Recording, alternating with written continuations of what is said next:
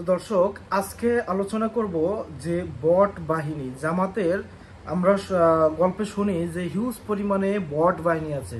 যেরকম আমরা শুনি যে জামাত 71 সালে ধর্ষণ করেছে, হত্যা করেছে, গুম করেছে, এরকম যেরকম আমরা শুনি, ঠিক একইভাবে আমরা বিগত যে স্বৈরাচারী সরকার তার কাছ থেকেও শুনেছিলাম যে জামাতের বট বাহিনী আছে। এবং বর্তমান যে বিএনপি বা আদার্স কিছু রাজনৈতিক দল আছে তাদের কাছ থেকেও আমরা শুনি যে জামাতের হিউজ পরিমাণ বট বাহিনী আছে। তো আসলে সর্বপ্রথম আমাদের আসলে জানতে হবে যে বট বাহিনী কি এবং তারা কিভাবে কাজ করে। বট বাহিনী হলো বট, অর্থাৎ সোশ্যাল মিডিয়াতে ফেক অ্যাকাউন্ট ব্যবহার করে যখন আপনার হচ্ছে ভিউ দেওয়া হয়, বা লাইক কমেন্ট ইত্যাদি এগুলো করা হয়, তখন তাকে বট বাহিনী বলে। তো এই বট বাহিনী, আপনি যদি বট বাহিনী দিয়ে কাজ করাতে চান তাহলে সেটা কিভাবে করতে হয়, তো সেই প্রসেসিংটা আগে আমরা জেনে নিই। যদি আপনি বট বাহিনী ব্যবহার করতে চান তো সর্বপ্রথম হচ্ছে আপনি এটা অবশ্যই পেইড হতে হবে। পেইড ছাড়া আপনি কোনো বট বাহিনী তৈরি করতে পারবেন না এবং কোনো বট ইউজও করতে পারবেন না। তো এখন বট বাহিনী কিভাবে আপনার কতভাবে পেইড ভাবে আপনি নিতে পারবেন। তো এক হলো আপনার সোশ্যাল সাইটগুলোতে বিভিন্ন ধরনের পেইড সাইট আছে, যেরকম আপওয়ার্ক, ফাইবার বা এই ধরনের কিছু জায়গা আছে যেগুলাতে আপনার হচ্ছে এই কিনতে পাওয়া যায়। সেটা আপনার ধরেন একটা পার্সন দিয়ে আপনি কাজ করাবেন, তাকে $10 বা $15 দিতে হয়। তো এই হলো একটা। আরেকটা হলো দেশীয় বিভিন্ন সংস্থা থাকে যারা হচ্ছে এই যে ভিউ বা কমেন্ট বা লাইক এই বিষয়ে কাজ করে, তাদের বিভিন্ন প্রতিষ্ঠান থাকে, তাকে পেমেন্ট করতে হয়। তো এখন কথা হলো যে এই পেমেন্ট করার পরেও তারা যে কমেন্ট বা লাইকগুলো করবে বা আপনার হচ্ছে ভিউ দিবে, সেইটার পিছনে কিছু আছে। যেরকম আপনি ধরেন যে কোনো একটা বিষয় আপনার কিনতে হয়, যেরকম যারা লাইক দিবে তারা শুধু লাইকই দিবে, যারা ভিউ দিবে তারা শুধু ভিউই দিবে, যারা ভিউ দিবে তারা শুধু ভিউ দিবে, এবং হচ্ছে যারা কমেন্ট করবে তারা শুধু কমেন্টই করবে। তো এইভাবে বিভিন্ন সংস্থার মাধ্যমে কাজ করানো যায়। তো আমরা এখন আলোচনা করব যে জামাত আসলে কিভাবে কাজ করায়। তো এখন মনে করেন যে আমি একটা প্রতিষ্ঠানকে নিলাম যে তোমরা ভিউ দিবা, তাহলে তারা শুধু ভিউ দিবে। আরেকটা প্রতিষ্ঠানকে নিলাম যে তুমি শুধু লাইক দিবা, তাহলে তারা শুধু লাইক দিবে। কারণ এটা একসাথে 2-3টা কাজ করার অপশন থাকে না, যেহেতু এই বটের পিছনে কোনো হয়তো 2টা থেকে 3টা পার্সন কাজ করে। যেহেতু একটা কমেন্ট করতে হলে সেখানে তার বারবার কমেন্ট বক্সে ঢুকে কিন্তু কমেন্টটা করতে হবে, কারণ কমেন্ট বক্সে না ঢুকে কমেন্ট করার কোনো অপশন নাই। বা আপনি যদি লাইক দেন তাহলে একটার পর একটা লাইক দিয়ে যাইতে পারবেন। তো সেখানে যদি আপনি আবার ইমেজই দিতে চান তাহলে কিন্তু আবার এক্সট্রা টাইম লাগবে। তো এখন আমরা এটা বুঝলাম।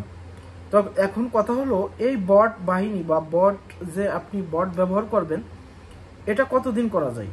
সর্বোচ্চ মনে করেন যে 10 থেকে 12 দিন ব্যবহার করবেন, বা 15 বা 1 মাস। তারপরে কিন্তু ফেসবুক এই অ্যাকাউন্টটা নিষ্ক্রিয় করে দেয়, অর্থাৎ ওই অ্যাকাউন্ট আর পরিচালনা করতে পারবে না, কারণ তারা তখন এটা বট হিসাবে সিলেক্ট করে।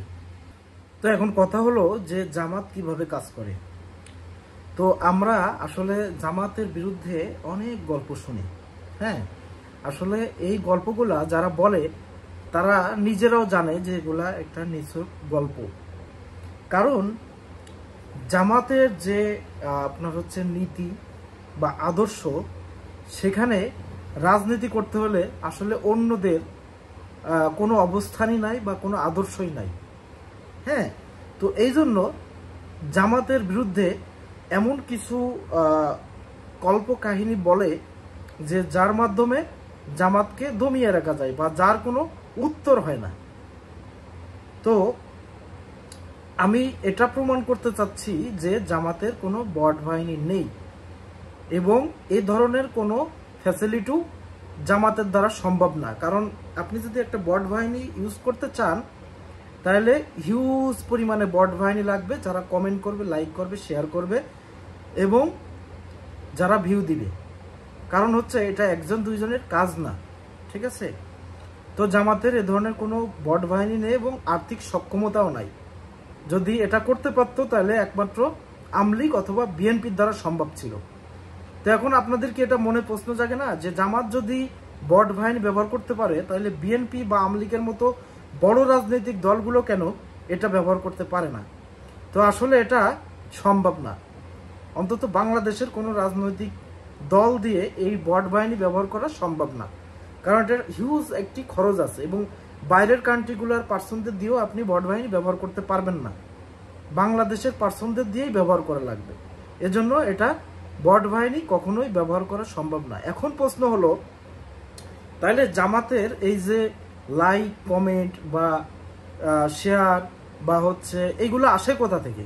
বা আমরা একটা পোস্ট দেখলেই সেই পোস্টে আপনার অ্যাভেলেবেল কিন্তু কমেন্ট থাকে যেগুলো জামাতের পক্ষে যায় বা শিবিরের পক্ষে যায় বা ইসলামিক দলগুলোর পক্ষে যায়।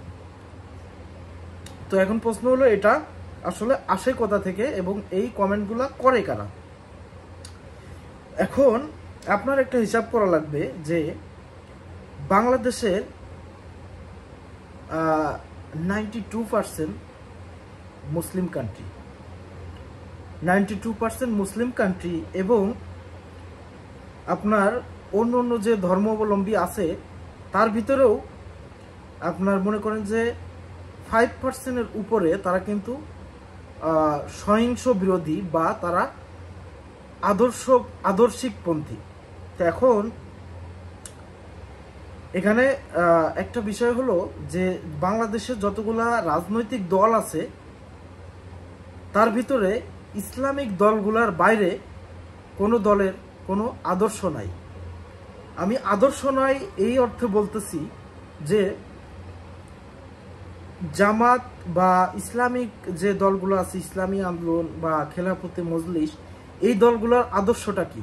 আদর্শ হলো কোরআন এবং সুন্নাহ, অর্থাৎ তারা কোরআন বিরোধী কোনো কাজ করে না, সুন্নাহ বিরোধী কোনো কাজ করে না এবং তাদের যে লক্ষ্য বা মিশন সেটা হলো ইসলামিক রাষ্ট্র তৈরি করা বা ইসলামিক রাষ্ট্র কায়েম করা বা গণতন্ত্রের ভিতরে থেকে ইসলামকে প্রাধান্য দিয়ে, ইসলামিক কাজগুলাকে প্রাধান্য দিয়ে রাষ্ট্র পরিচালনা করা। এটা হলো তাদের লক্ষ্য বা ভিশন এবং তারা থাকে একটি আদর্শের ভিতরে, সেটা হলো কোরআন এবং সুন্নাহ, অর্থাৎ হাদিস এবং কোরআনের বাইরে তারা কোনো কাজ করে না। এখন অন্যান্য দলগুলা যদি আমরা দেখি তাহলে তাদের কোনো আদর্শ নাই। এই কারণে বললাম যে তারা নির্দিষ্ট কোনো ফর্মুলাতে স্থায়ী থাকে না। হ্যাঁ, আজকে ধরেন আমলিগ জাতীয় পার্টি জোট, হয়তো কালকে বিএনপি জাতীয় পার্টি জোট হয়। তো মনে করেন যে এরকম তারা কিন্তু দল বদল করতে থাকে এবং স্থানে স্থানে তাদের কিন্তু আপনার নীতিটাও চেঞ্জ হয়। তো তাদের কোনো স্থায়ী নীতি নাই বা স্থায়ী কোনো আদর্শ নাই। হ্যাঁ, আজকে দেখবেন যে বিএনপির এক নেতা বলে যে আমরা ইসলাম বিরোধী কোনো কাজ করব না, তো আরেক নেতা বলে যে আমরা শরিয়ত, অর্থাৎ আমরা শরিয়ত মানি না বা আমরা শরিয়তকে সমর্থন করি না, এ ধরনের কথাবার্তা কিন্তু বলে। তো এর কারণ হলো তাদের কোনো আদর্শ নাই এবং যে দলগুলোর আদর্শ আছে তারা একটা গণ্ডির ভিতরে থাকে। যেরকম ইসলামিক দলগুলা একটা গণ্ডির ভিতরে থাকে, তারা কোরআন এবং হাদিসের বাইরে কোনো কাজ কখনোই আপনি পাবেন না। তো এজন্য এই যে বট বাহিনী, এই বাহিনীটা কারা? এই বাহিনী হলো বাংলাদেশের আপামর জনগণের বাইরে কেউ নাই। এটা যদি কেউ প্রমাণ দিতে পারে, কেউ যদি প্রমাণ করতে পারে যে এই জনগণের বাইরে কেউ কমেন্ট করছে, হয়তো থাকতে পারে একটা দুইটা ফেক আইডি থাকতে পারে, তো তার পিছনেও একজন পরিচালক আছে, সেটা একজন পরিচালনা করছে, হয়তো দু একটা থাকতে পারে। বাট এই মুহূর্তে এই সিচুয়েশনে এসে আমার মনে হয় না কোনো বট বাহিনীর প্রয়োজন আছে এবং কোনো ফেক আইডি কেউ ইউজ করে। হ্যাঁ, তো বাংলাদেশে জামাত বা ইসলামিক দলগুলোর যে কর্মী আছে, অর্থাৎ মনে করেন যারা সক্রিয়ভাবে রাজনীতি করে, এর বাইরেও অন্তত 30 থেকে 40 বা 50 গুণের বেশি সমর্থক আছে। তো এখন আমি বললাম যে বাংলাদেশে 92% মুসলিম এবং বাকি 8% অন্যান্য ধর্ম অবলম্বী। তো এর ভিতরে দেখবেন যে অনেক হিন্দু আছে, বৌদ্ধ আছে, খ্রিস্টান আছে, তারা কিন্তু জামাতকে সাপোর্ট করে। কারণ কি? কারণ জামাত একটি গণ্ডির ভিতরে চলাফেরা করে, তারা কোনো উল্টাপাল্টা কাজবাজ করে না, তারা খুন, ধর্ষণ, রাহাজানি এগুলো কিন্তু করে না। এটা কিন্তু বর্তমান বাংলাদেশের জনগণ সবাই জানে। হ্যাঁ, তো বাংলাদেশের মনে করেন যে 92% আপনার হচ্ছে মুসলিম। এই 92% মুসলিমের ভিতরে অন্তত 40 থেকে 50% মুসলিম তারা কিন্তু এই ইসলামিক দলগুলোকে পছন্দ করে। এবং আপনি যদি 5% অন্যান্য ধর্মাবলম্বী ধরেন তাহলে সেটাও কিন্তু 55% হয়। তাহলে বাংলাদেশের জনগণ যদি, বাংলাদেশে ধরেন 18 কোটি মানুষ আছে, তো 18 কোটি মানুষের ভিতরে 9 কোটি বা 9.5 কোটি বা 10 কোটি এই ইসলামিক দলগুলোর পক্ষে। তো এখন যদি একটা পোস্টে 2 লাখ বা 5 লাখ বা 10 লাখ আপনার হচ্ছে কমেন্ট পড়ে বা লাইক পড়ে, শেয়ার পড়ে, এটা স্বাভাবিক ব্যাপার। তো এইটা অনেক রাজনৈতিক। আমি এই কথাটা কেন ধরলাম, ডক্টর জাহিদুর রহমান নামে একটি পাগল আছে, হ্যাঁ, বিএনপির সুশীল নামে সে দাবি করে নিজেকে।